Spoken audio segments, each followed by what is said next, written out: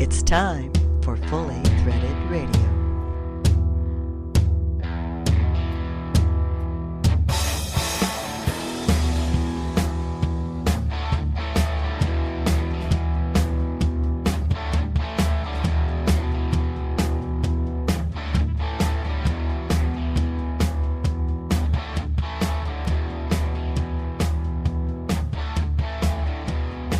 It is Fully Threaded Radio, voice of the FCH sourcing network. This is episode 30 for August 18th, 2011. If you've been searching for a quality online fastener talk radio show, well, this is pretty much your only option, so we're glad you clicked in. Hi everyone, Eric Dudas here, and the co-host of Fully Threaded is a database guru who also has an intimate familiarity with very small fasteners lately. He's Brian Musker. Having some trouble with your iPhone, Brian? Is that why you had to disassemble it? Hi, everybody. Welcome. It seems to be back in working order, though not without a little bit of work. I did what anyone in despair does, go straight to Google and typed in wet iPhone and told us that I had to put it in a bag of rice and leave it for a week or silica gel, and that's what I did. Though, I'm not sure that the rice did the trick. Well, I don't think you were supposed to stir fry the phone, Brian. I know. Listen, I don't want to talk about it. It's too painful at the moment, okay? Well, we can talk about it a little later. And we'll bring you all up to speed with the saga of Brian's iPhone later in the show. And it's a harrowing tale, to say the least. I'm also going to want to know if you encountered any of those micro pentalobular screws we heard about. So you just learnt this word pentalobular, and now you can't stop saying it, isn't it? So you love saying that. Well, I guess I do. So why don't we focus, and why don't you run down the lineup for today's show? Sage advice as always, my friend. And today's edition of Fully Threaded Radio has more on the docket than a presidential vacation calendar. So we'd better get to it. And before we do, let's welcome our title sponsor for the show today, and that is Stelfast, Inc. Stelfast, service you deserve, people you trust. And we're glad to have you with us. Yes, we are. Well, M&A activity in the fastener world continues with the latest acquisition to hit the news, and that is that Grainger announced that it's going to acquire Netherlands-based Fabory. Mike McNulty's Fastener News Report leads off the show today with details of that story, and he has an interview with market analyst Holden to discuss that. On our first feature segment, we have a conversation with Russ Doran of Timberline Fasteners. He'll share his perspective on the industry from the Rocky Mountain region. He's also got a preview of the Pacific West Fastener Association Fall Conference, which is coming up September 15th through the 17th, and that's in Denver. Now, you're going to be out there, right? You are correct, sir. I'm actually moderating a panel discussion during the conference, and we'll discuss that during the segment with Russ. The next segment we'll play is part 2 of that fantastic presentation by Bruce Darling. I think he ought to have an honorary PhD in fastenerology, and you'll agree after you hear this. If you missed episode 29, you should go back at some point and listen to that, which was part 1, because it's a very, very worthwhile segment. As a bonus, we checked in with Jerry Stoczanskyj of Beacon Fasteners and Components to congratulate him on his acceptance onto several American Society of Mechanical Engineers standards committees. So, wow, we had a lot of segments today. We do have a bit to cover today, don't we? Yes, and after all that, we'll wrap up with the harrowing tale of the near-death experience of your phone, Brian, and possibly your brush with pentalobular screws. Maybe we won't have time. No, I think we will. Believe me, we'll make time for that one, my friend. Thank you. Thank you. I like to be reminded of this, okay? And we hope you'll all make time to contact us and tell us what you think of the show, how we're doing. And you can do that at the email address ftr@fullythreaded.com. Also, join the conversation with us on our Facebook page. That's Fully Threaded. And check us out on Twitter under the handle Fully Threaded. looks like the traveling salesman is going full throttle recruiting new Twitter users. Yeah. I was glad to see that. Looks like people have chimed in and they're offering their thoughts. And I've also noticed a few new people in the Fastener community joining into Twitter, getting involved in the dialogue. So that was really interesting to see. Wow, that's sort of pretty radical. And speaking of tweets flying around the Fastener world, I saw one from Global Fastener News. They just tweeted about the Vegas show. You can check out their website at fastenernews.com for the story on this. But if you're heading out to Vegas for the show in October, early bird pricing discounts end on August 26th. So, everything's going up, folks. Why should Fastener shows be any different? Right. So, you see the headlines today? I know. Let's just stick to the warm, fuzzy topic of Fastener, shall we? Yeah. And speaking of Vegas, Brian and I will be out there at the show promoting Fastener's Clearinghouse and the FCH Sourcing Network.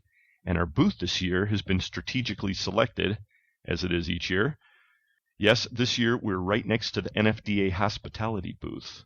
They're having their fall meeting in conjunction with the show this year, the NFDA is.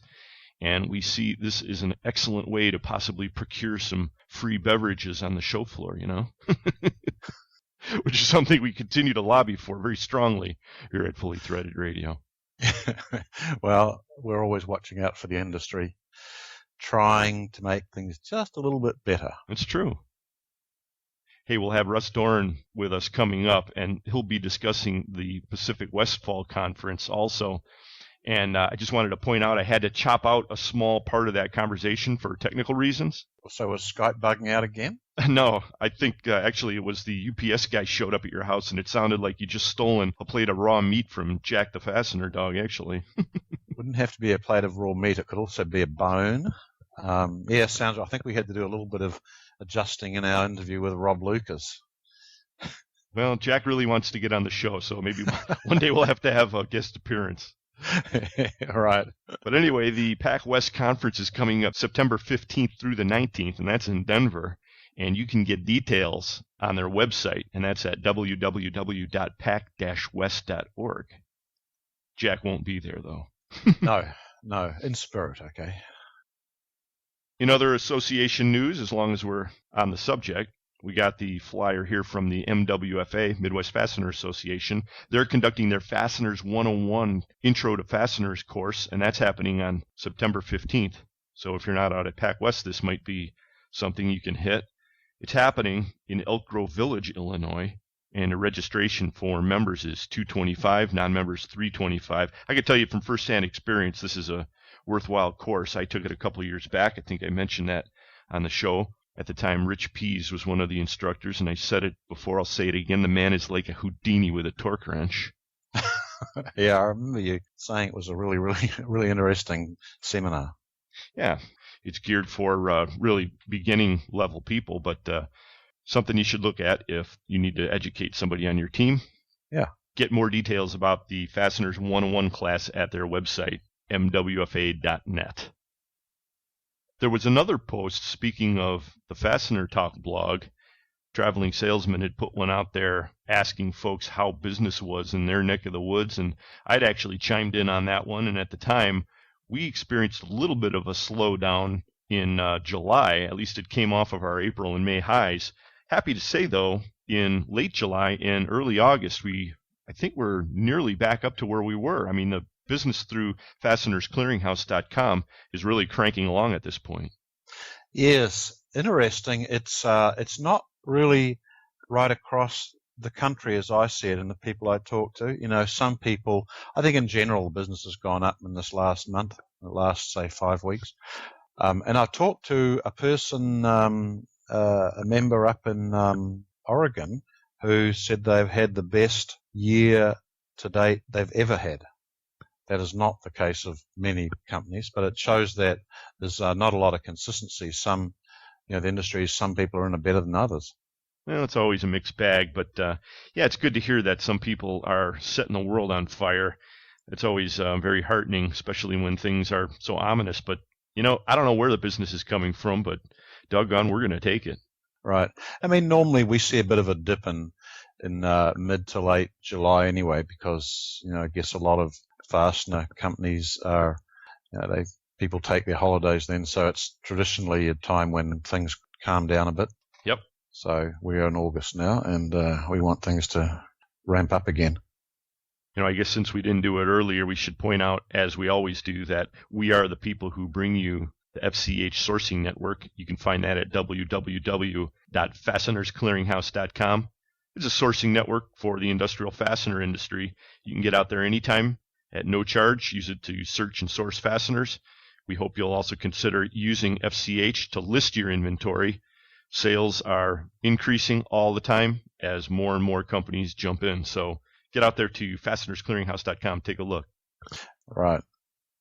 And a couple of little interesting things that captured our attention over the last couple of weeks. Something that combines two of the things that are most important in the world, and that is fasteners and fishing, to be precise. So you would have to pick this up. That's right. If you go to the website for Specialty Tool and Bolt, which is specialtytoolandbolt.com, they've got a link there called Ray Troll T-shirts. And I'm telling you, if you like fishing and fasteners, you are not going to believe these T-shirts. Yes, they are very, very cool. And I stumbled onto that while I was just looking up their website as we were sort of upgrading all of our members into our new structure. And I saw this link. I thought, oh, God, this is cool. Yeah, they've got a variety of species. And now they don't have one for muskies, but that's okay. What they do have, they're just hilarious. Here's one I really like. In Search of the Holy Grailing. Yeah, I know. I saw that. Well, since you and I have both been up in the Arctic Circle searching for the Holy Grailing. And one NASCARP. Yeah. I know. They're very good, very good. The Fateful Dead. That's three things I really like, right? Fasteners, fishing, and a Grateful Dead. I mean, these things are just great. The only thing is, I got to ask over there, got to call these guys up. I noticed the sizes only go to XXL. I wonder if they're not limiting themselves. I mean, in this industry, they might need a few more X's. Maybe, I don't know. I didn't think you'd go there actually, but still. Well, yeah, you got to call it like you see it, man. Well, we'll put a link to that out on our Facebook page, and we got to do a little more investigating on these T-shirts. They are really cool. And just before we get to the Fastener News Report, here's one more jewel from the world of social media. This one came across on a LinkedIn post, I guess a week or so back, and it's from Applied Bolting. These guys have put together some amazingly high-quality videos, and again, we'll put this on the Facebook page. You should really take a look and see. I mean, I think these really set the gold standard for fastener videos. Now, Applied Bolting handle these DTIs, these squirter DTIs, and they've got a couple of videos on this, but there are a couple others. One's on rusty bolts, not the beer, the actual rusty bolts. Oh, I didn't think there was another sort. I knew you'd be disappointed. Another one's on galvanizing, the difference between hot and mechanical, and how that's important in structural construction, and just a lot of really interesting subjects covered really well. I got with Chris Curvin from Applied Bolting. He's going to join us for an upcoming segment of Fully Threaded. Really glad about that. Oh, that's cool. That's cool. Yes, we actually have those as one of our categories under washers, actually, these DTIs. So and I went out to watch these too. Anyone mechanical engineer loves to see stuff like this because it's exactly what designing something or a bridge or a big building and then having it built is really all about. Yeah, it's a little geeky, but I'm telling you, well done and great information. Yeah, that's a good find. Yeah, I agree. Well, just spreading the news here at Fully Threaded Radio. And we know somebody else who's ready to spread some fastener news, and that's Mike McNulty with the Fastener News Report. Thanks, Brian and Eric, and greetings to all the Fully Threaded Radio listeners out there. This is Mike McNulty from Fastener Technology International Magazine, and even though the National Football League is finally back in action, I am still focused on the fastener industry. This edition of the Fastener News Report is sponsored by Stelfast, service you deserve, people you trust. Here's today's top story.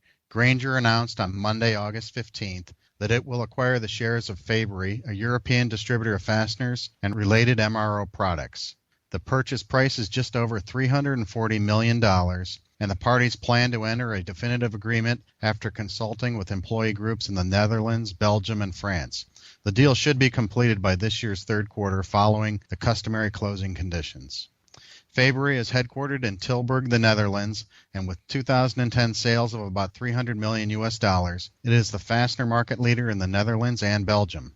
Fabory has been expanding throughout Central and Eastern Europe while providing its fastener solutions to OEM customers in Western Europe, North America, China, and India. Grainger intends for Fabory to continue operating as a separate business, maintaining the Fabory name and brand. Oswald Vandenbelt, CEO of Fabory Group, will continue to lead the business and report to Kort Carruthers, Senior VP and President of Grainger International. We spoke to BB&T Capital Markets analyst and fully threaded radio contributor Holden Lewis shortly after he attended a meeting with Grainger managers who explained the details of the deal. We'll have that conversation for you and the rest of this edition's headlines right after this.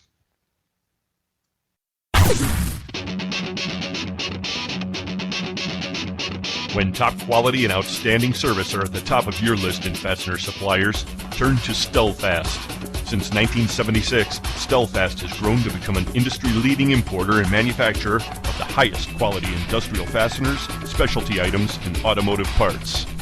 Our array of facilities across North America and in Asia, along with full quality control labs and ISO 9001-2008 certifications, ensure the highest quality parts, and at Stelfast, they're delivered with undisputed service excellence. We're family-run and dedicated to your success. Our customers have come to depend on the expertise of our staff and the quality of our products. We also offer a wide range of secondary services to meet some of the toughest requirements you might have. Contact Stelfast today through our website at www.stelfast.com and put us to work for you. Stelfast, service you deserve, people you trust.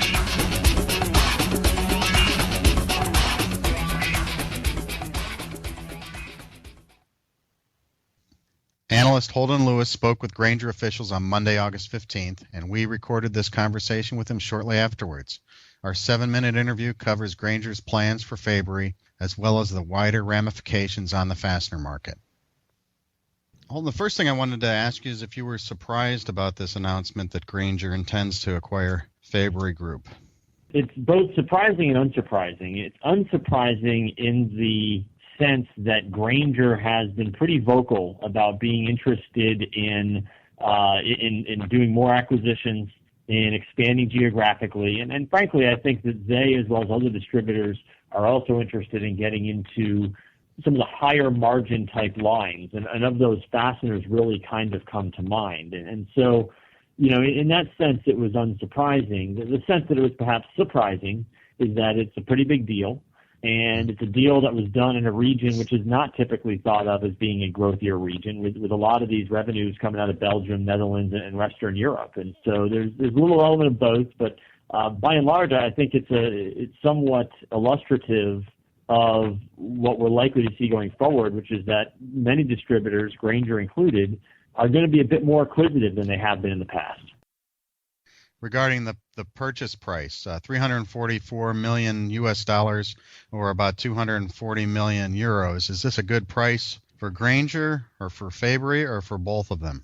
I would say that it's a fair price all the way around. It's a very good asset, as I understand it. Has very good gross margins, though perhaps the operating margins are a little bit lower than, you know, what folks who are accustomed to watching the Fastenals and domestic fastener companies of the world are accustomed to. But, you know, when we think about the earnings potential for this name, we figure Grainger's probably paying between 8.5 and 9 times EBITDA against 2012 type numbers. And, you know, Grainger will typically trade, and a high-end distributor will typically trade for between 7 and 10 times EBITDA. So, you know, to me, it certainly does not look like Grainger is overpaying for this asset, nor does it look like it's underpaying for this asset. Right. It looks like it's paying a fair price for what I understand is a very good business. Okay. Now, I know in the release they talked about that they want to let Fabory to operate as a separate business. maintaining the name and the brand. And Fabory's made some expansion throughout Eastern Europe and in North America, China, and in India. Do you expect all of these things to stay independent and stay in place, or do you expect some consolidation, or maybe in particular looking here in the U.S. market? Are there any divisions or that'll get folded into others, or you think they're really going to let them operate independently?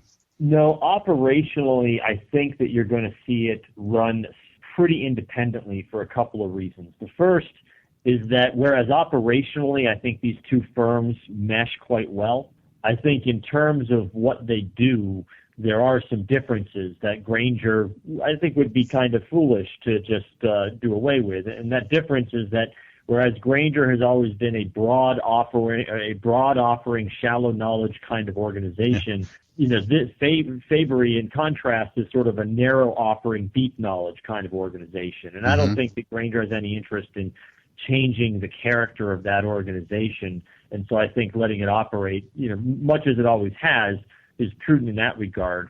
The other way in which it's prudent is that Grainger has never had any exposure to the European market. And so, letting somebody who understands Western Europe, has been going into Eastern Europe and culturally is just closer to those regions. I think for those two reasons, I think that it's probably prudent to let this company operate pretty distinctly from the Grainger entity. In terms of what it does in the U.S., that question was asked pretty directly. It does sound like maybe the U.S. ops are a little bit woollier, and this is not from Grainger but from others, but might be a little bit woollier than what you see in the European side of things. Much newer operation, or at least younger operation.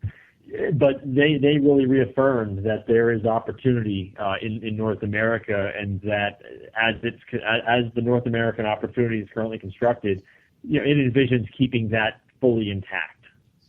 Okay. Now, does this deal put any of its competitors on notice to do a similar deal, or is this going to drive some other types of consolidation in the industry? Well, I'm not sure that this drives further consolidation as much as it is, a sign that consolidation is on everybody's radar screen. I think that independent of this deal, you now have larger distributors that have a much bigger lead and competitive advantage in the market over smaller distributors than they've ever had.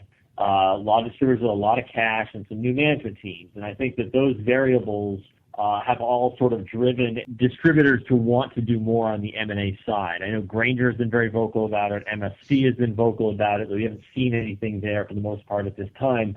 So I don't think that this necessarily, tells us anything new. It just reaffirms, I think, what companies have been saying somewhat strategically. I'm also not sure that this is going to raise the pressure on anybody. You could look at the European theater and say that there's a more limited number of assets, and if one wants to be in there, they're going to have to find a way to scoop one of those up before somebody else does. But Grainger made pretty clear that they're not looking to hoover up the European area before anybody else can get there. And, other companies would tell you that, other regions that they're in, including North America, is still so heavily fragmented that there's a lot of opportunity that I don't think that this is going to make anybody feel a real sense of urgency. So nobody will be having any late night meetings to respond to this in the next week or two. No, I don't think it will. Those are conversations that when you're in a consolidated industry, when somebody does something big, it oftentimes there's pressure to make a response. But let's face it, Grainger's been buying up a bunch of stuff in the last couple of years, though nothing of this size and nothing in this mature market. But they've been buying a bunch of stuff. People have known about this strategy.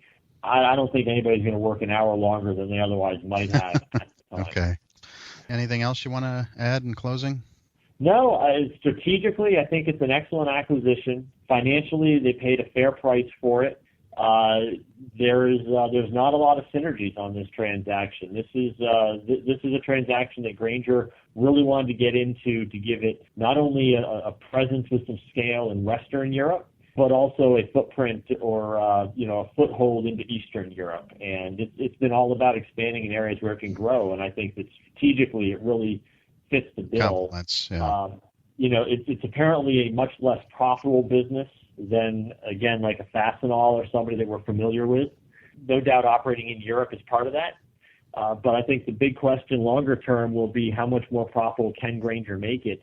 They really didn't set out any heart-stopping objectives, 25 to 50 basis points of margin a year, but it'll just be interesting to see what they do with both introducing fasteners that these guys can source elsewhere, as well as introducing non-fastener lines that they source into it.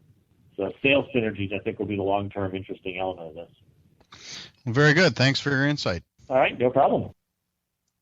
Now let's move on to our Fastener Newsmaker headlines. Illinois Tool Works has integrated two of its industrial fastener divisions, ITW-B Lightski and ITW Shakeproof, into one entity called ITW Shakeproof Group, which operates 5 facilities in Illinois and Wisconsin. WasherTech LLC has relocated to a larger manufacturing facility with the acquisition of tooling and equipment for nearly 9,000 part numbers, formerly owned by J.H. Rosenbeck of Torrington, Connecticut. In addition to washers, the company supplies spring nuts, clips, push-on nuts, retainers, and stampings. On the trade show front, Mack Brooks Exhibitions has announced that it will stage a Fastener Fair exhibition in Bangkok, Thailand. Scheduled for September of 2012, Fastener Fair Thailand is part of Mack Brooks' series of trade events for the fastener and fixings industry. Other upcoming locations include Germany, Brazil, and India. In the area of new media, Rotor Clip Company has created an industry blog at www.rotorclip.blogspot.com. They are using this medium for musings on the manufacturing and fastener industries, as well as for Rotor Clip-specific updates and a lively crossfire-like editorial section. On the wire supply side, Johnstown Wire Technologies has installed a new state-of-the-art clean and coat line for processing wires for several applications, including cold heading of fasteners. Over in the area of fastener coatings, we have 3 newsmaker headlines to report. Number 1, Dorkin Corporation USA has appointed J&M Plating as a certified licensee for the application of its fastener coatings. Fluoropolymer coating maker Whitford has hired Lenny Daly to manage its OEM automotive business for flexible finishes in North America. And number 3, the Magni Group reports that it has set up 2 ventures in China to produce and supply dip-spin fastener coatings. Our final newsmaker headline today is that Nordlock in Sweden has acquired Superbolt Inc. in the USA and P&S Vorspan Systems AG in Switzerland. Both of these companies offer products for critical bolting applications in offshore energy and mining. Michael Helmerson, managing director of the Nordlock Group, says this is another giant step forward in the company's vision to be the undisputed global leader in bolt securing. Finally, let's turn to the back page of this report for some comments on the increase in mindless riots in North America and Europe. Over the last week or two, we have been treated to stories and images of random violent crimes in England and the USA.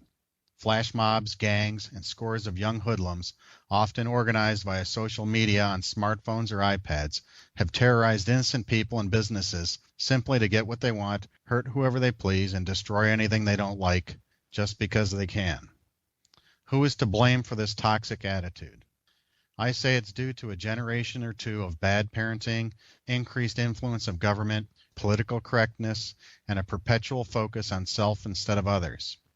British Prime Minister David Cameron described the situation in England as a slow-motion moral collapse, and he cited several causes: children without fathers, schools without discipline, reward without effort, crime without punishment, rights without responsibilities, communities without control. Some of the worst aspects of human nature tolerated, indulged, sometimes even incentivized by a state and its agencies that in parts have become literally demoralized. These are strong words, and many of you may be wondering, how does any of this impact the fastener industry? I think that it does in a simple, straightforward way. A healthy and growing free enterprise system that produces and consumes products like fasteners cannot function properly in a society that has no moral foundation or sense of individual responsibility.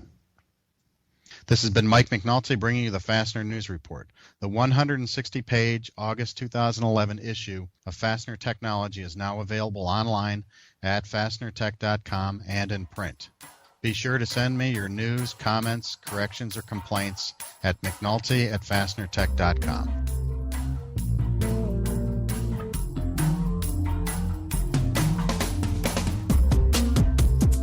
Jerry Stoczanskyj and then Russ Doran are up next. Thanks for listening, everyone. It's Fully Threaded.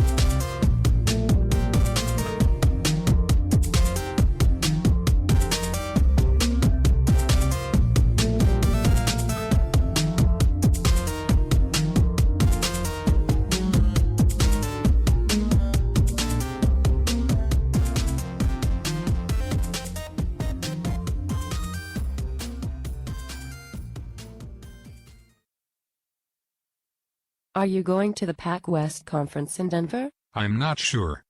There will be lots of good education. Like what? A panel on domestic fastener manufacturing moderated by Eric Dudas from Fully Threaded Radio. What else? A program on social media marketing. What else? A class on fastener plating and coating taught by Brian Christensen from South Holland Metal Finishing. What else? A tabletop show with 20 exhibitors. What else? They have a party room at the Rockies vs. Giants baseball game Saturday night. Tell me more. It all happens September 15th through 17th at the Sheraton downtown in Denver. How can I learn more? Visit www.pac-west.org or call 714-484-4747. I'd be nuts to miss the Pac-West conference in Denver. Let's go.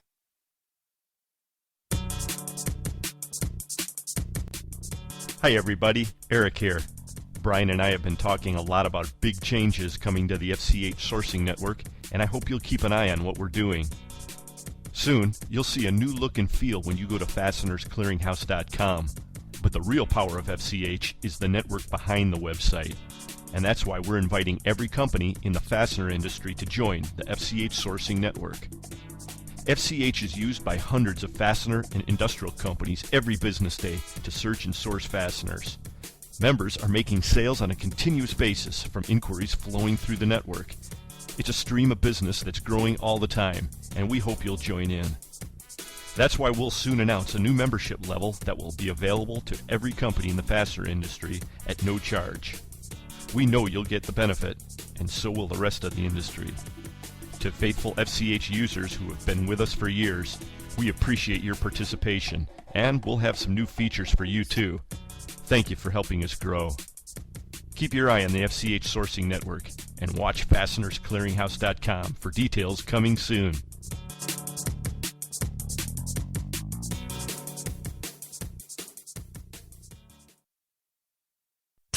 Two men, one server, a fastener dog, and a stunning lack of more lucrative alternatives. It's Fully Threaded Radio.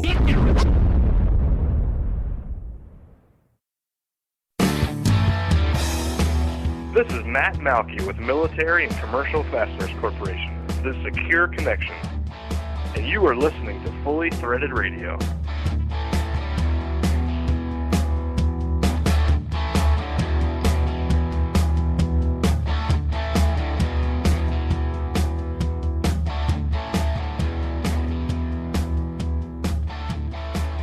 Jerry Stoczanskyj is Quality Manager at Beacon Fasteners and Components.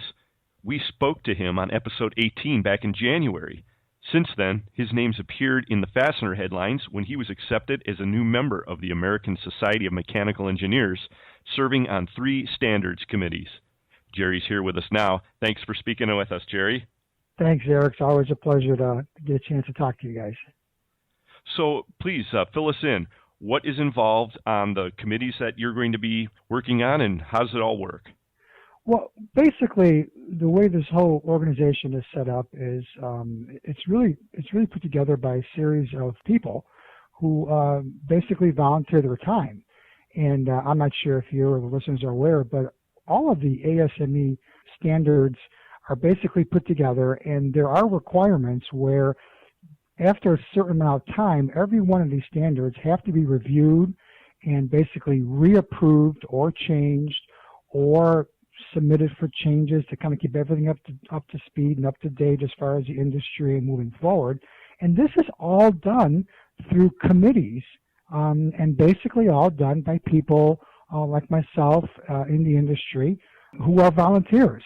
And you can imagine this process has been going on for literally over 100 years. And personally, I'm really excited about being part of this. Well, it's a great feather in your cap, and congratulations. During our last conversation, of course, you were discussing the quality measures that you oversee over at Beacon, and we're going to get back together with you again and when Brian's on the phone, and we'll all talk about that at length. But for now, Beacon recently announced a big commitment to the machine screw area, and I think this is probably going to be a big help in that regard somehow, isn't it?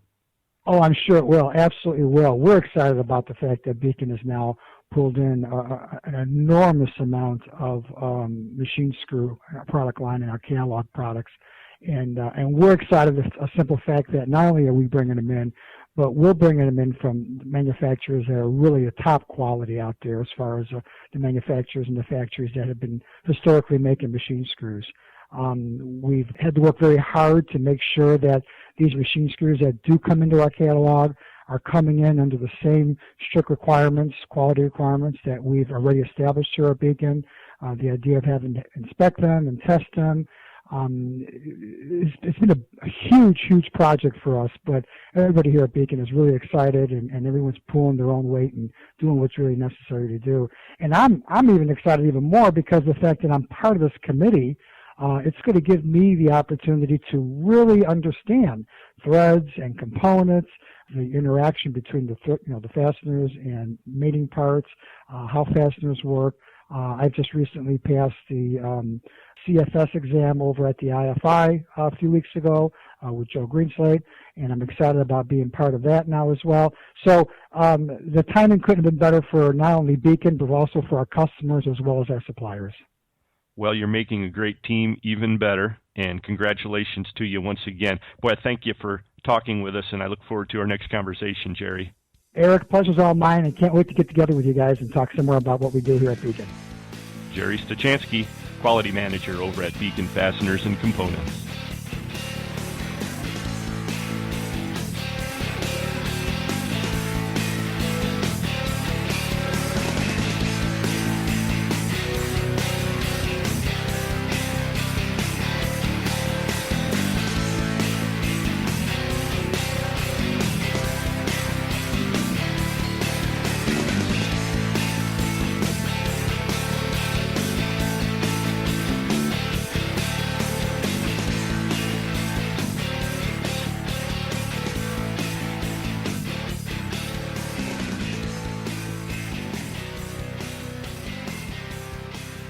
We try to cover the widest range possible of the fastener industry, from sea to shining sea. But our next guest operates in a part of the country that has yet to be represented on Fully Threaded Radio. Joining us now from Commerce City, Colorado, is Russ Doran, president of Timberline Fasteners. They're a full-line fastener distributor serving the Rocky Mountain region. Hi, Russ. Welcome to Fully Threaded. Hi, Eric. Hi, Brian. Hi. Welcome. Thank you. Now, Russ, you have 4 locations, 3 in Colorado and 1 in New Mexico, but your headquarters is Commerce City. That's just northeast of Denver, correct? That's correct. And we have a warehouse in Wisconsin, warehouse in southern Colorado, serving southern part of the state and some specific customers there, and sales offices in New Mexico and Grand Junction and Salt Lake City. Oh, so the Wisconsin one's an interesting little location for you. Yeah, how does that fit in? That we got started in Wisconsin with a key customer, and that required some local warehousing and VMI support, and then that has grown into a more traditional warehouse in terms of how we operate and in what we stock there, although its primary focus is still a captive customer in that market that requires local service and support. And it doesn't help that it's close to a few lakes up there, is that right?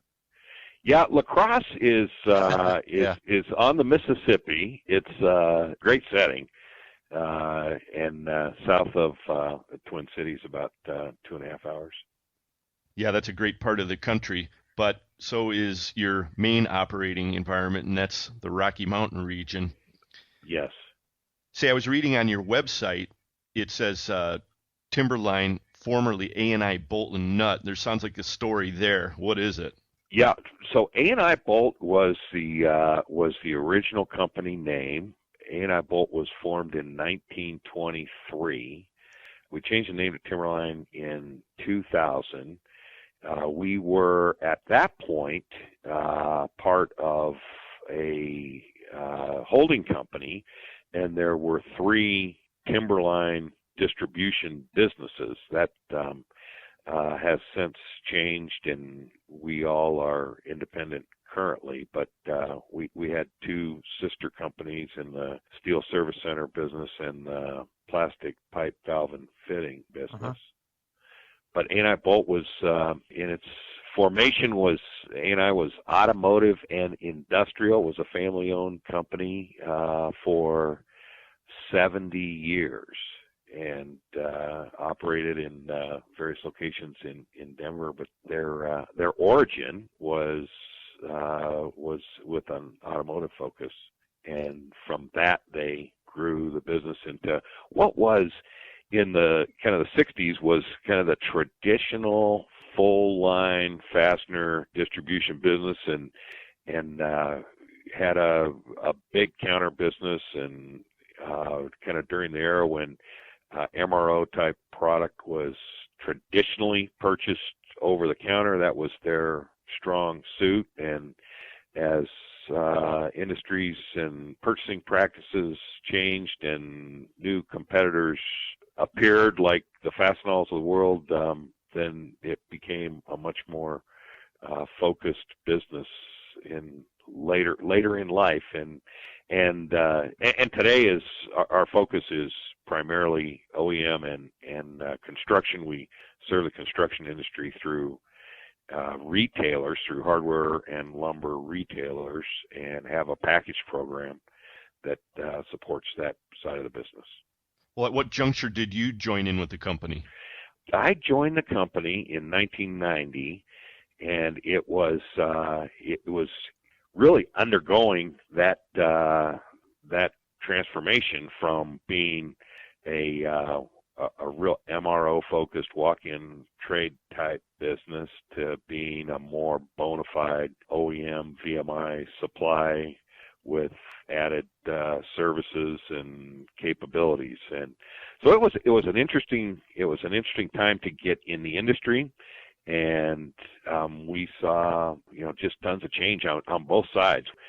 When I joined the company, the lumber side, hardware lumber side of the business was going through some dramatic change, and at one point the company was very involved in lumberyard business until the big boxes arrived on the scene and really completely changed that industry and consequently changed the focus of our business.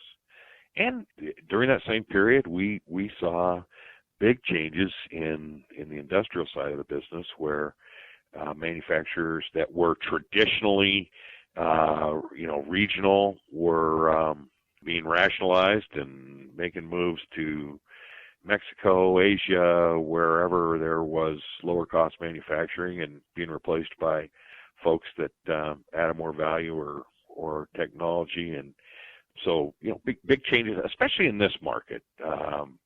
We were probably a decade behind the exit that was happening in the Midwest and kind of the Rust Belt, but certainly not exempt from that.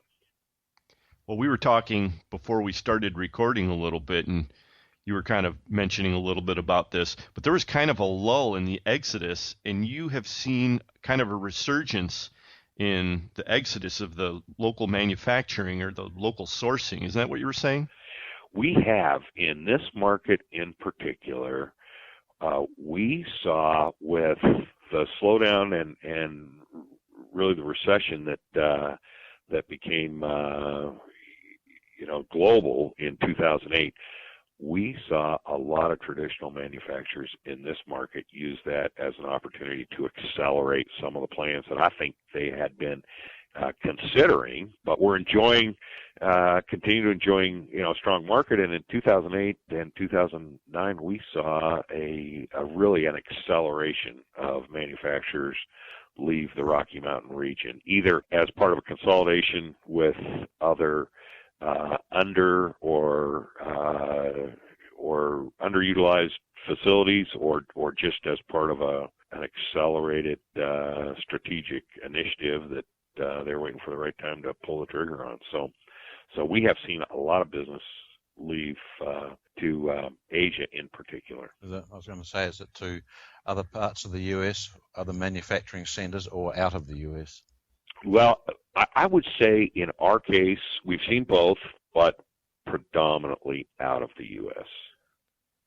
Well, later in our conversation, we're going to be discussing a little bit about the Pac-West Fall Conference, and we've got a panel discussion during that conference that we'll be talking about some domestic manufacturing issues, and we'll get to that. But so how does that all translate to the current business climate in your part of the world? What are you seeing at the moment, Russ? Well, I think if you look at the business in terms of what business opportunities exist geographically, it's shrinking, which really forces us, and I think our entire industry, to look at this differently. And some of those decisions include, do you make an attempt to follow your business if it leaves your geography, even if that means setting up shop in Asia or Mexico or Central America? Or do you look at how you can add value with different services, expand product range, expand capability? And those are certainly discussions we have regularly, and really at every juncture when there is an announcement, there is an opportunity. Do you attempt to follow this business? Is it possible? And would you be capable of being a long-term competitive supplier if you set up shop with wherever your customer lands? Good point. And I think the other piece of that is always a challenge is, does that single piece of business that's leaving represent enough of a foundation to consider establishing a business in a new geography? And do you have an answer to that question? Well, this is a pretty major philosophical question. Yeah. Well, we try and bring all our listeners those kinds of answers. I mean, that's what Fully Threaded is all about. I figured I'd give it a shot. Yeah, this is like the answer to the universe. Okay, 42. Sorry. Yeah. The answer is sometimes. Okay. No, I think as an industry, those are questions that we're all confronted with regularly, and in particular, what other value can we add to traditional manufacturing, distribution, wholesale, whatever kind of customer group we're serving, that preserves market share, at least from the standpoint of asset utilization, people, facilities. What other things can we be doing? Because we know that we have a shrinking manufacturing base, at least in the industries we've traditionally served, and really for the most part, industries that require mechanical fasteners. Well, let me ask you this: in a related issue, we recently lost one of the master importers in the industry. And there's, I guess, a little bit of a vacuum there, but there's also some other fallout. And how are you feeling that in the Rocky Mountain region? Well, we probably haven't felt that as much as other geographies because Heads and Threads did not have a physical presence in this market. They didn't have inventory and warehouse. And Porteous has typically been the 500-pound gorilla in this market. Now, the net effect of what that has done for us probably has been positive. Porteous was able to expand their product offering and take advantage of some economies that theoretically are going to translate into a more efficient distribution channel for all of us. So I think that's positive, and that consolidation was probably needed and is healthy. It's not the demise of any entity is positive, but I mean, realistically, our industry today we have a handful of very large and very capable national competitors who are not buying through import wholesalers, and the amount of import activity that's going two-step is being reduced. So it's logical that there's capacity, there was excess capacity, and it was revealed with a recessive economy. Yeah, right. You hear a lot about the trend towards going direct, and that, of course, heats up and simmers down. Does Timberline get involved in any of that? We do a lot of direct buys in Asia primarily, and it's mandatory in some of the industries we serve, the construction industry being one. On that side of the business, we have two huge national competitors. We would not have the ability to be a player if we weren't buying construction-related fasteners direct. And on the OE side, if we're going to preserve business against the big guys, again, that's a mandatory purchasing arrangement. Well, let's shift gears here for a moment, and I'd mentioned that we were going to talk a little bit about the Pac-West Fall Conference that's coming up. You're on the board of the Pacific West Fastener Association. You're the secretary this time around, right? Yes, that's correct. And the meeting this year is happening in Denver. Did you have any influence on that? Did you pull things your way this time? Actually, I joined the board after that decision had already been made, so it was great for us, but I can honestly say I wasn't steering that decision. Okay. Now, a question I have comes to mind right off the bat. You've been in the area for quite a while. Are there any really hot John Denver cover bands out that way that you're aware of? I'm not sure that the John Denver cover bands have a very strong following. They kind of petered out a little already, huh? I think so, yeah. Why do you think that is? Okay. All right, here's another one for you. I've always wondered whenever I think of Denver, this is being a Midwest kid, does Coors beer still have the mystique it once had out there? Oh, I think, it's Coors, Molson, and whoever else are kind of part of that conglomerate today. So, its mystique was when it had limited distribution, and that's not the case today. So, right, you couldn't get it east of the Mississippi, I believe it was. Exactly, and then add all the kind of micro brew popularity, and I think that has interfered with both their image and their market. Well, that industry has changed a lot, just like the fastener industry. I think one of the things that really kind of might have put them under also is they made this big deal about how it was always cold. The beer was never warmed up at any point, and then they brought it east of the Mississippi, and you'd see it stacked up in the grocery stores, on a 90-degree day, just on the floor, right? And then they had to come out with a big PR blitz about why that was okay, and it never really worked. I don't think they ever recovered. It was like, the big Perrier scandal. They never came back from that. No. Well, and you might recall at the exact same time, they were required to remove the little tagline that it was brewed with pure Rocky Mountain spring water because some zealous reporter concluded that it came out of the same tap that our drinking water did, and that was not appropriate promotion. Yeah, they spoil all the fun. Yeah, Eric had to stop drinking. He went to Rusty Bolt at that stage.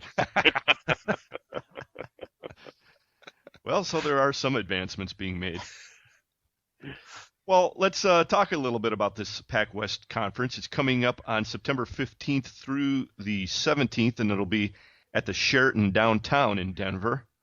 What's on the schedule for that, Russ? We've got a great conference. We have a domestic manufacturing panel discussion that you're moderating. Thank you very much, which we think is going to be timely and very thought-provoking in terms of really examining what is the interference, what's kind of the current state, and why are we not more engaged in our domestic manufacturing partners, and what do we need to do to get that improved? I'm looking forward to that. I think that's going to be a great discussion. We're starting the conference off with golf outing. We have a parallel Fastener basics workshop that is running for the day. We have a tabletop show, which is the first time we've done this. We have good supplier commitments to tabletop, and that's available to folks whether they're attending the entire conference or not. And then we have a social media topic on Saturday that is again going to be, I think, a lively dialogue around business-to-business application and monetizing social media. Fastener plating discussion that Brian Christensen is conducting, and that's a topic that's of tremendous interest in this market because we really have, from this point west, limited plating options compared to the Midwest. So that's going to be part of the program. And then we have our annual business meeting and business owners and business executive forums on Saturday afternoon, and those are always very well attended and opportunities to talk about what is challenging each other. And then we're going to wrap up the conference Saturday night with a dugout barbecue and group seating for the Colorado Rockies Giants game at Coors Field. It ought to be a great time. Wow. Yeah, that ought to be pretty good. Now, the Rockies aren't having, I guess, the best season in the world this year, but just so you know, I had the pleasure of attending a Chicago Cubs game a couple weeks back with my brother, and they just destroyed the Giants, came back, and it was like in 15, 16 innings. It was thrilling as heck, so hopefully the same thing will happen for the Rockies game for you guys. Absolutely. Now, rewinding a couple of events back, on Saturday morning, there's an event or a discussion on social media and monetizing it and everything. Of course, that perked my ears right up. Do you kind of believe all this malarkey or what? Well, and monetizing is my word. That might not be the accurate description of the speaker. I think our interest in this is a topic that I think in a business-to-business environment, especially in our industry, we're all struggling with. Oh, everybody's trying to figure it out, Russ. No, everyone's struggling with it. Now, are you guys as a company, Timberline? Are you jumping in? Are you twittering? What are you doing? We're nothing. I mean, we have a lot of folks on LinkedIn and Facebook, and there are several discussion groups that are Fastener related, but our involvement in social media is minimal at this point. Yeah, it is. It's minimal, and I think we're probably like most of our industry counterparts, trying to figure out exactly what's appropriate and what's of value to our customers. Absolutely. Well, I think that's exactly why you have this discussion on the agenda. So, as always, the Pac-West conference is very timely, and it looks like you've got a pretty good head of steam, too. The registrations look really strong at this point. They do. They look strong, but there's plenty of room available. So. And you can find out more about Timberline Fasteners at the website www.timberlinefasteners.com. Well, Russ, it was great to have you on with us. We sure do appreciate that. We will see you at the Pac-West conference. And one question before we let you go here. Speaking again of social media, are there any problems that we should be watching out for in Denver in the way of flash mobs or anything? Well, I would not be the one to ask All I know is if you're going to participate, make sure you're on the 3G network. You're not the guy in the middle of Central Station. Right. Yeah. 10 seconds late to find out it's been canceled. You've been watching the ads too. Okay. Yeah. Right. Well, Russ, thanks so much for joining us. We'll see you in Denver, right? Thanks, Eric. Thanks, Brian. Okay, Matty. Bye.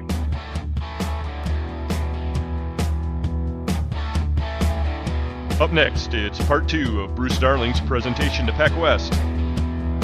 Stay with us.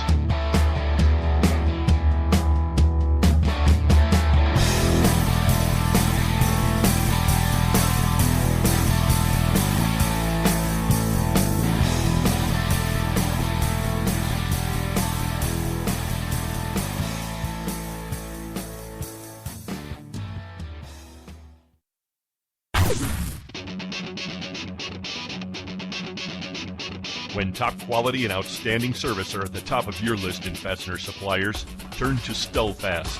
Since 1976, Stelfast has grown to become an industry-leading importer and manufacturer of the highest quality industrial fasteners, specialty items, and automotive parts.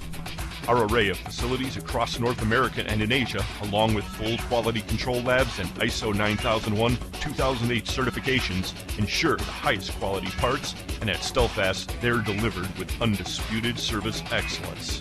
We're family-run and dedicated to your success. Our customers have come to depend on the expertise of our staff and the quality of our products. We also offer a wide range of secondary services to meet some of the toughest requirements you might have. Contact Stelfast today through our website at www.stelfast.com and put us to work for you. Stelfast. Service you deserve, people you trust.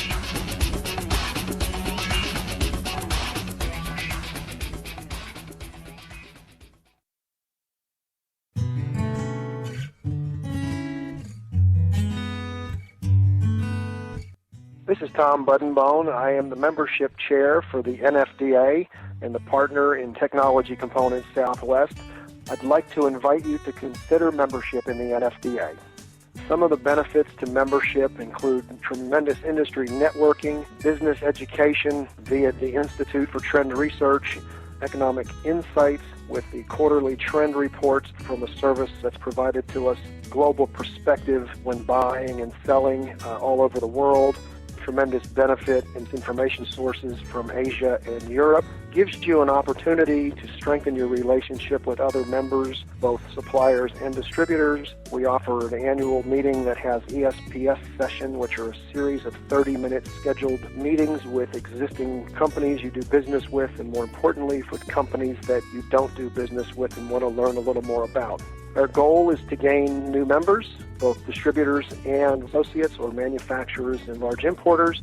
And we also want to invite back those that have dropped out of NFDA in the past due to some of the economic issues of the past couple of years. It's a great association with great members. Please take a peek at www.nfda-fastener.org, or you can call the office for NFDA at area code 312-673-4900. Thank you again, Tom Buddenbone with Technology Components and the NFDA.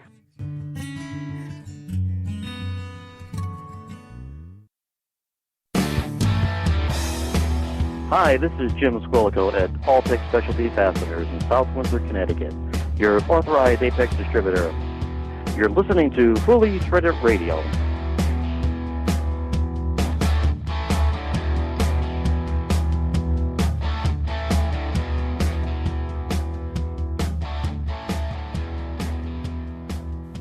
Earthquake and tsunami in Japan.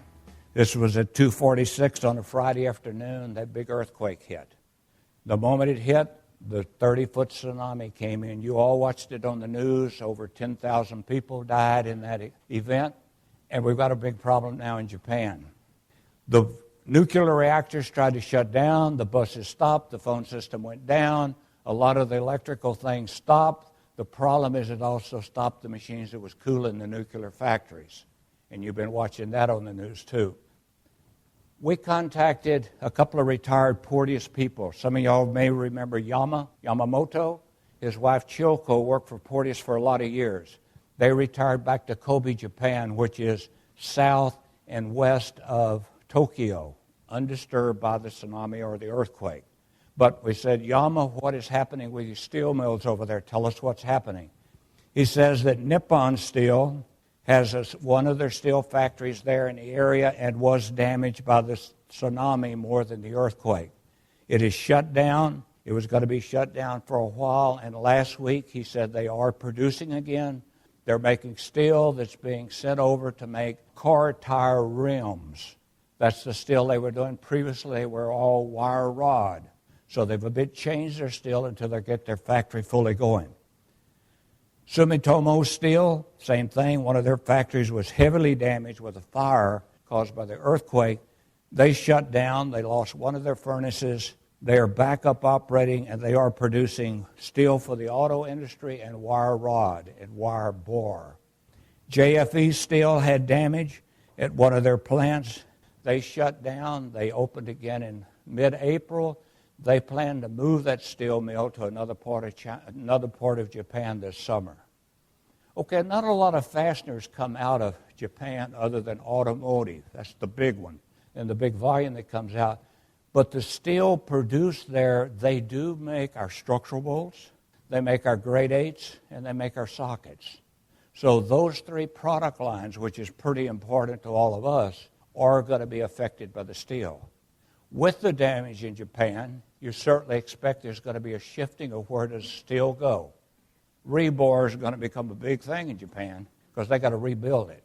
And rebar is made out of the same steel that we're making the other product out of, so it is going to affect some of the high-quality steel that will be coming out of Japan. We're getting closer. April 6th, electricity rationing. This is in China. In the area of Ningbo, Haiyan, and Hainan, they're already starting to ration their electricity. The plants are being shut down at least 1 day a week extra. By this summer, or the middle of the summer, it'll probably be 2 days a week.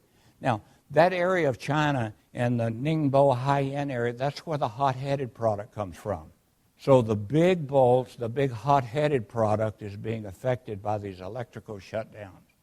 What you're going to see is lead times get longer. The 90 days are going to move to 120 days to 150 days, somewhere in that range for you to get the hot-headed product out of that part of China.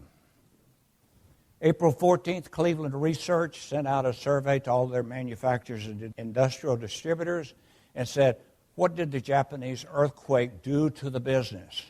How is it going to affect you? And here's what they're reporting. They said that there's going to be disruption in automotive, little bit in the OEM area, and actually very little in the industrial aftermarket. It's an automotive thing primarily. But there was going to be some change in plastics because much of the plastics used in a lot of our products comes from Japan. The radiation leaks, now leaking into the water, and that's floating across over there.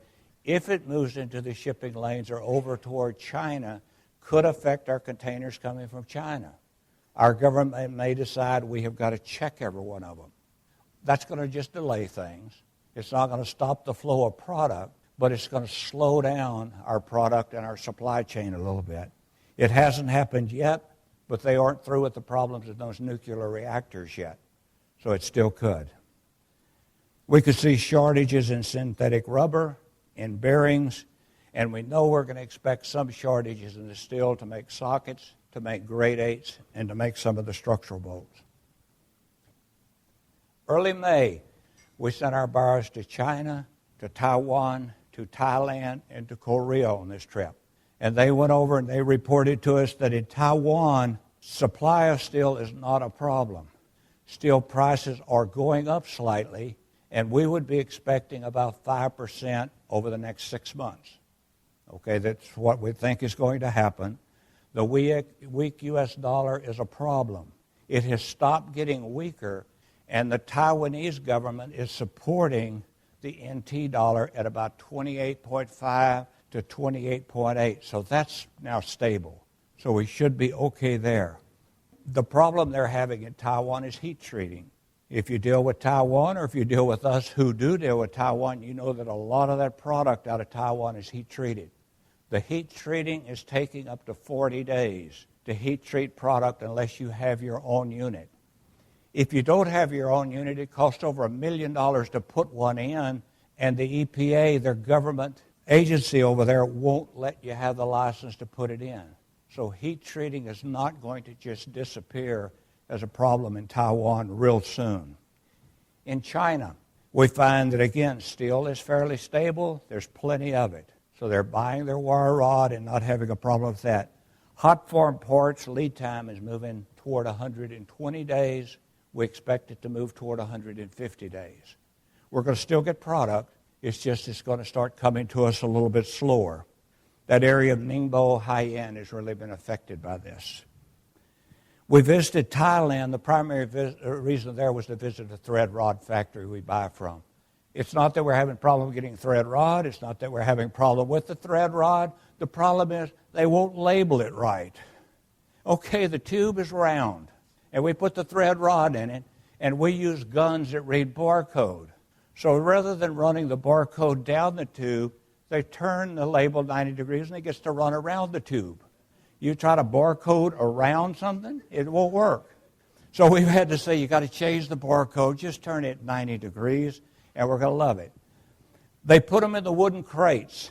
We normally like thread rod with 25 bundles and what looks like a carpet tube stuck to it.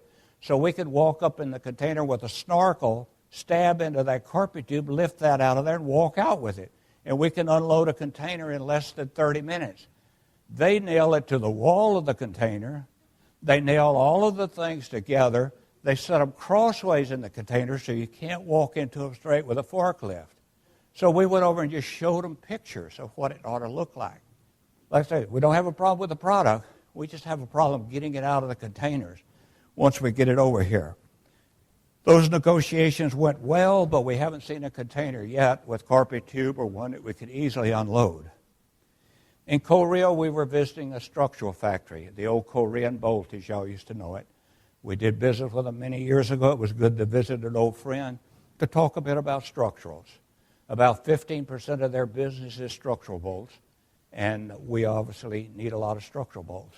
So we talked to them there. So we visited Taiwan, we visited China, we visited Thailand, and we visited Korea on this past trip. On May the 17th, this was my birthday, and I told Barry, I said, this is an all right birthday present. That's when we closed on the heads and threads deal.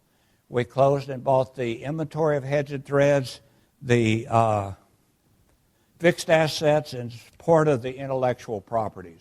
Intellectual properties means we got their sales numbers and we got their usage numbers. So we could put that in a computer and do our projections from there. There's 650 truckloads of product in their 5 buildings and close to 50 truckloads of racking. And we had 30 days to get out of those buildings. We did it in 33, Chicago being the last one. We're up to our alligators in product. We got a lot of racking. If you need to buy some racking, we probably have it. But we also had to build a lot of rack in a couple of our buildings. A lot of the product went to Dallas. And with the merger, though, we did a good thing. We got a lot of good people. Part of the people sitting at the table are heads and threads people that are now our salespeople. Some of their warehouse people are now in our warehouses. Their warehouse person in Dallas, Texas is what we call a ROM. That's a regional operation manager, and is our highest positions in warehouses, supervising multiple warehouses. It's one of their people. They have good people and had good people. And so we're appreciative that we were able to do that. I got another fellow that lives in Atlanta called George Mraz. George Mraz, for Heads and Threads, was a salesman in the Southeast. Many years before that, he was the buyer for Bright and Best. So we now have a socket buyer who understands sockets extremely well that's working with us on our socket programs. Our socket product lines will probably more than triple now. And we're busy doing that, and we're glad to have George with us. So it was a good deal for us. There was other product heads carried that we did not. They had flange bolts that we were not big in. We're bigger, and we got flange bolts. Now, if you need some 1 3/8, 1 7/8, 2 1/8, or 2 3/8, we got those now. So be sure to give us a call when you need those sizes. There's no need to let that screw stick out of that nut too far, because we got the one that will just fill that nut up and look just right for you. We got a lot of good product. We did dump some product, but like any company, over as many years as Heads was with us, there was a few skeletons there. There were a few old rental boxes there. There were a few kegs made of wood that were square. And some of y'all know how long ago that was when we did that. We also have your line of NF Grade 2 cap screws, where you just got to have that NF Grade 2. Be sure and give us a call. It was a good acquisition for us, a very tough one to negotiate, because we weren't dealing with fastener people. All of our other fastener acquisitions, we were dealing with fastener owners and people who understand the industry. We were dealing with a financial company here, and all they understood was dollars, so it was tough. But we're glad we got it. May 27th, Taiwan, China Steel announced again we're going to hold the steel steady. So that's what we're placing POs now on right now. Fourth quarter, the steel is going to move up. Remember, did you hear the announcements that right before we went into this year, they talked about steel was probably going to move 66% this year? That didn't happen. It wasn't going to happen. It's not going to happen. But we do expect probably a 5% increase before the end of the year. And so we should be able to survive that and work with that. May 31, we're experiencing price increases again. They're not severe, but prices of product is still going up. It's not like we're getting ready to discount the bolts and nut a whole lot, because they are going up. Wall Street Journal ran the article about some civil unrest in China. We had this strike of the truck drivers. Now we've got some more civil unrest. It's been 20 years since Tiananmen Square. Some of those old, hardcore, hardline Chinese have now retired. You've got the younger group, you've got the young premier, and they're trying to figure out, how do you put this down? And so they're having a little trouble figuring it out. They're still pretty iron-fisted, but they didn't move the tanks in to do it like they did at Tiananmen Square. In mid-May, there was an ethnic Mongolian, the Mongols, was hit by a truck driver who was Han. Well, the Hans and the Mongolians are not friends. They don't like each other, and the truck ran over one guy, and you got yourself a riot in that area of China. Well, they had to put that down. On May 26th, a man got angry because they destroyed his property, probably going to build some big building on it, but they blew it up, so he went over and blew up a government building, killing himself and 2 others. That doesn't happen in China, not things like bombs of government buildings. In early June, there was a bureaucrat who was protesting that a land deal in China was wrong. He died that night in his cell. They're not sure how he died, but he did. That didn't set good. Okay? We're talking unrest.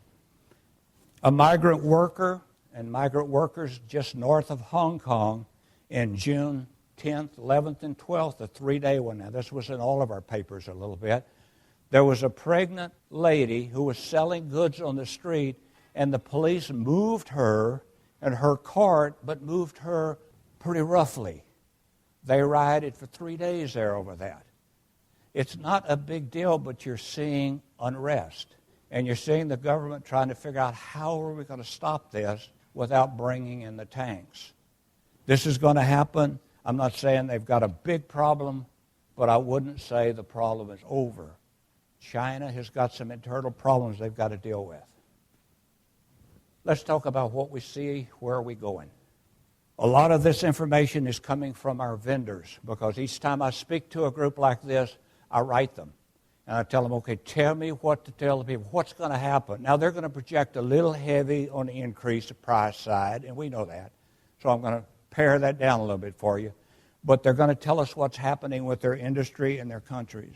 In Taiwan, steel prices are remaining fairly flat while still going up slightly. They have got heat treating problems, and they don't expect any big increases from now to the end of the year.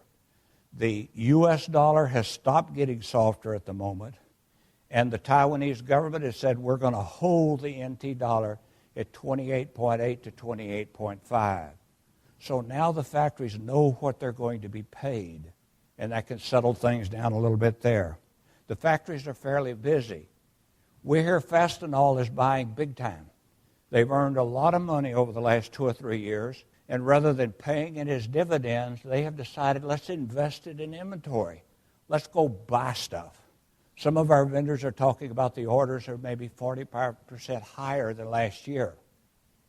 Our business isn't up 45%. I'm not sure yours is, so they're bringing in more inventory and spending their cash on inventory rather than paying it out in dividends and investing. The Heads and Threads closure is affecting our industry. Heads and Threads in December had about $25 million worth of product, 23.9872, okay? They had a lot of product. When we bought them, it was much less than that, so a lot of product was sold on the market. Okay, that's going to affect people like Porteous, who now owns the rest of the inventory, and what we buy. We will not shut off our buying. We will slightly reduce it, and we will solve the inventory problem over a period of time. Because to shut off the buying is saying to those nut makers, you've got to go find somebody else to sell those nuts to. Okay, they can't sell them maybe to the other importers. They're going to have to sell them to our customers. And we're not going to allow that to happen. We're buying. We don't need it all, but we're certainly going to buy over a period of time and make this effect be much longer as far as solving our inventory problems of being over-inventoried. Heat treating is a problem. New equipment is expensive, and the plants are not expanding that quickly over there. The Heads and Threads collapse did affect a little bit of the view of taking on new accounts, and there's a little bit of reluctance for some of the factories to take on new distributors that they don't know, or there's changes in the terms of doing that. In China, steel is relatively stable. We expect there, again, only about a 5% increase between now and the end of the year. The utilities, the transportation, the packaging costs, that product, that's going up. Okay? We're seeing prices increase in this country on things. The currency there is not a problem because the Chinese government doesn't allow it to be. So the yuan and the U.S. dollar is going to hold pretty steady. So we're not going to have a currency problem. Business is a little bit slower in China. The U.S. economy is not strong. Europe has put anti-dumping duties on China, so they've moved that product over to Taiwan. So there's some capacity in China available. You could get some deals there, or you could get a little faster delivery. Europe's got problems with Greece. That affects their currencies. That affects their ability to buy things. Heads and Threads caught them off guard. They were not expecting that. And I don't think anybody in this room was either. But that affected them. It affects them looking at new business a bit. They're going to be a little more cautious because they don't know but what that could happen again. Labor is still a problem in China and is not going to change very quickly. Other countries. 4 or 5 years ago, there was expansion into Vietnam. 4 or 5 of the big factories from Taiwan moved over to Vietnam and opened up. That has sort of slowed down right now. Vietnam has a cheap labor market, but they don't exactly have an honest labor market, which is causing a problem. When we visited the factories there, we went through metal detectors, not going in.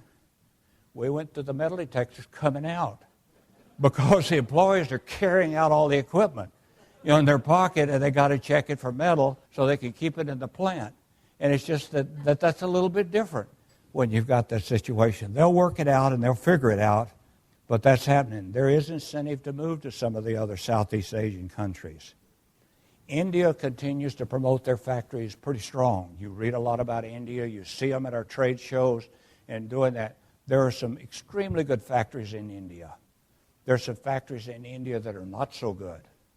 You've got to know which one you're dealing with. Or you've got to know the trading company you're dealing with absolutely does know. The thought of quality is just accepted is not the case in India. So you've got to be careful. Okay, they make good products. Some of their factories are very good, but you just got to be sure you know which one. There's factories in Thailand, Malaysia, the Philippines. Most of them are metric factories, because their countries are metric. They're not like Taiwan and China, whose big export says you've got to be inch factories. And they sell big numbers to the United States. They're mostly metric. But if you're a metric user, there's some good opportunity there. Those opportunities are going to get better with time, because as time goes over, China labor rate is going to continue to go up. Everybody's going to pay the steel price, but China's going to get a little less competitive from the standpoint of they've got the cheap labor market. So we see that's some of the things that are going to happen. I want to thank you for attending. Thank you for being patient with me. Appreciate it. Thank you. How much is a quarter 20 nut going to be on December 1st?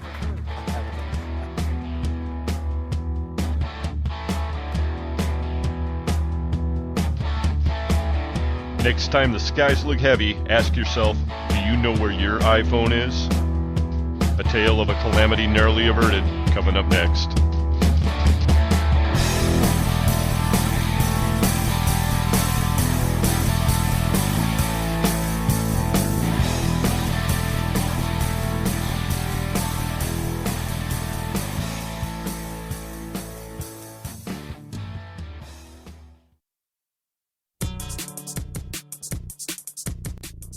Hi everybody, Eric here.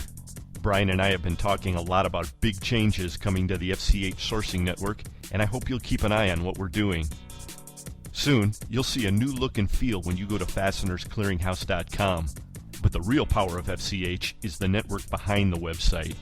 And that's why we're inviting every company in the fastener industry to join the FCH sourcing network. FCH is used by hundreds of fastener and industrial companies every business day to search and source fasteners. Members are making sales on a continuous basis from inquiries flowing through the network. It's a stream of business that's growing all the time, and we hope you'll join in. That's why we'll soon announce a new membership level that will be available to every company in the fastener industry at no charge. We know you'll get the benefit, and so will the rest of the industry. To faithful FCH users who have been with us for years, we appreciate your participation, and we'll have some new features for you too. Thank you for helping us grow. Keep your eye on the FCH sourcing network and watch FastenersClearinghouse.com for details coming soon.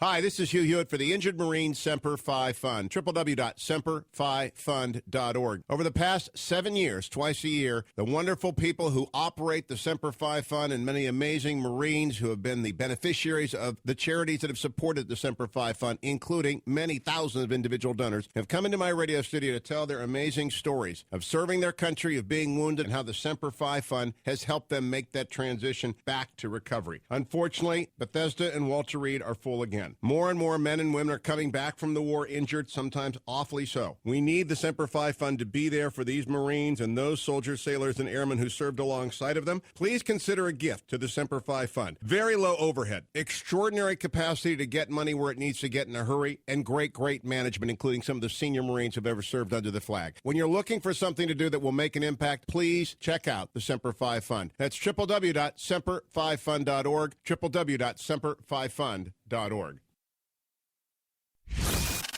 Once you're in this industry, you're not getting out. Good thing there's Fully Threaded Radio, talk radio for the fastener industry. This is Don Shin from Solution Industries, home of Solution Man, and you're listening to Fully Threaded Radio.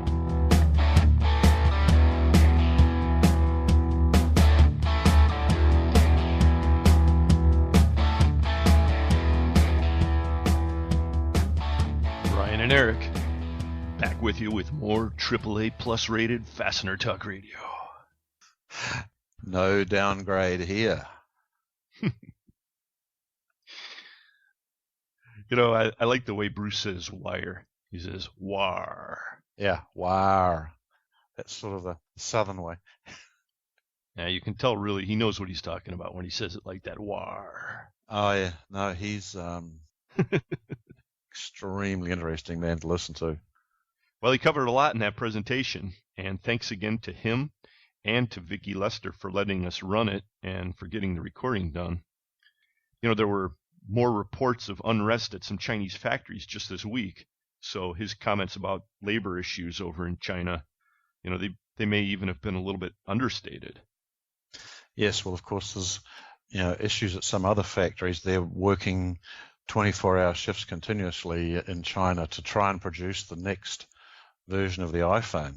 And last report I saw was that they've got their production runs running right in 2 separate factories. Well, we're going to talk about your iPhone in just a few minutes, and I'm glad you brought us back to that subject, right? Thank you. But, you know, the good thing about being in the fastener business is with all this unrest around the world and all these flash mobs looting businesses and stuff, you know, it's great if you're a fastener guy because the inventory is so heavy, these mobs, they can't run off with it, you know? The merchandise is just weighs too much. Not unless it's the pentalobular screws that hold iPhone 4s together. Those are lighter, huh? Yeah, well, just a little bit. You know, we got to come up with a different name for flash mob for fastener people because, you know, it used to be this kind of fun, playful thing. You just, a bunch of people Twitter and you get together, and now it's this group of hooligans, and like Mike McNulty was talking about, it's just mayhem. So, like downtown Chicago at the wrong time of the day. Like everywhere, man. Yeah. Well, maybe somebody will come up with something and tweet us about that. I don't know. Thanks again to Bruce and Vicki for the Pac-West presentation segment. And let's thank everybody else who made today's show possible as well. And that includes Stelfast, our title sponsor for today's episode, and our guests, Russ Doran of Timberline Fasteners, Jerry Stoczanskyj of Beacon Fasteners and Components, the special interview we did with Holden Lewis of BB&T Capital Markets, and of course with the Fastener News Report, Fastener Technology International magazine editor, Mr. Mike McNulty. You know, despite the fact that Russ Doran was telling us that there's, you know, a little bit of the industry's leaving his area, he does have one really significant benefit that he failed to mention on the interview, which is the fact that he's very close to a set of great ski fields out there. Yeah, well, you guys actually spent like the first half hour of our conversation talking skiing. I didn't know if we'd ever get to business. Right, well, yeah, it used to be my dream once that I would actually live somewhere like as he does, so close to a whole set of ski fields. Right. He and his family do quite a bit of that, I hear. Yeah, at Winter Park, which I skied at too. So there is a benefit. I mean, when you're in Chicago, you look out the window and it's snowing and all you can see is trudging through this flat snow. At least over there you can put on some skis and get on the chairlift. Yeah, well, you can't find a good hot dog out there to save your life, so yeah, right. Everything's a trade-off. Okay. But maybe he'll give you a ring one of these days and invite you out there. And if you'd like to give us a ring, please do. And you can contact us anytime at the email address ftr@fullythreaded.com. Get out to our Facebook page and check out our posts out on Twitter under the handle Fully Threaded. Now you know also that to be sure that you get notification of the latest episodes, you can subscribe to Fully Threaded. The link to do that's on the Fully Threaded page, and it'll lead you into iTunes where you can just follow it through, and then your iPhone will automatically download these things. You can do the same on your BlackBerry. You select the podcast application, and if you put in Fasteners or Fully Threaded, you'll find Fully Threaded Radio. If you click that, then you'll be subscribed on the BlackBerry too.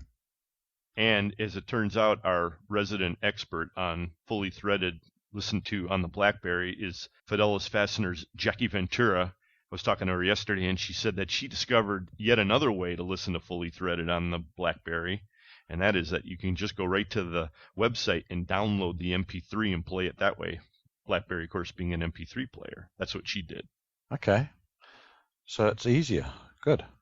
And with that, why don't we turn the conversation here as we wind things down back to phones. And I'll say this. My entry into the world of smartphones also had something to do with phone immersion, shall we say. Right. It was the water death.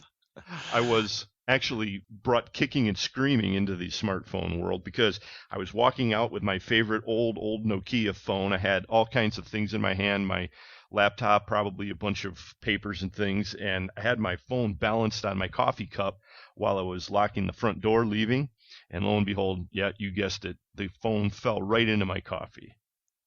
Well, out went the lights, and I was never able to revive the phone. And at that point, you'd been urging me to get an iPhone for the longest time. And so I finally succumbed. And so that's how I got my iPhone. Now I'm very careful about how close I get it to any kind of liquid. But in your case.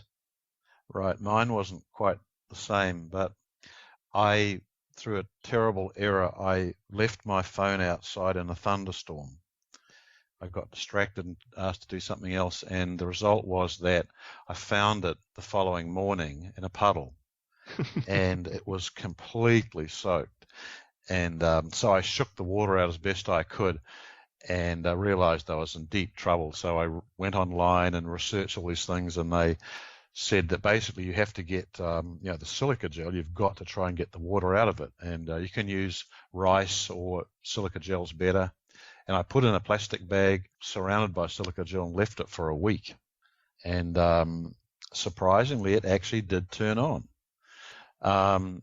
It has lost its ability to detect wireless, and the batteries go flat in about 4 hours. So my plans got really ruined a little bit because I was just sitting like probably another 50 million people all waiting for the iPhone 5, and my hand got played a bit early. So I switched between my failing current iPhone and my old Razor that works fine, but I can't text it. But I was reduced to dismantling the phone and realizing that you need magnifying glass to see everything inside it. But I did take a deep breath and then put it back together again. It still didn't work any better. So.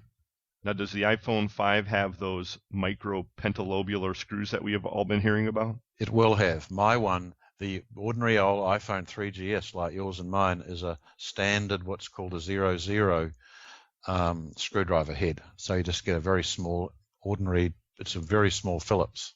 Okay. And you can undo it, and it's surprisingly easy to undo. But your phone, basically, you were able to revive it, but it's not a complete success. Is that the upshot? No. That's correct. It is limping along. That's all I can say. But the reality is, as I found, there are millions and millions of stories of people who drop their iPhones, usually in the toilet. Okay, that's the number one reason for all these things. Second is going for a swim with the iPhone in your pocket. Okay, that's second, and it does really serious damage. There's no question. And Apple, for a long time, would not honor the warranties on iPhones that had got wet. And inside the iPhone, just in case you think you can pull a wool over their eyes, there are 3 separate detectors that turn pink if it gets wet. And for some years, Apple would not touch an iPhone that had with these pink detectors. Well, that may be one of the reasons that Apple's got like $12 trillion in the bank, my friend. Yeah, they've sold a lot more phones than actually are in use. Yeah, well, that's true. I would have been happy to help you out a little bit. I was thinking one way that I could probably do that would be every time that I see it's going to rain out, I could just call you right before I go to bed to make sure, hey, do you know where your cell phone is? But in the end, I realized it probably wouldn't work because, well, let's face it, you never answer your phone. And I say, and it would just be ringing in the rain. That's right. And with that, we'll put episode 30 in the books. Thanks for listening, everyone.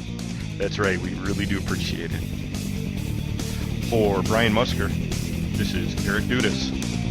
Thank you so much for listening, and we'll talk to you next time.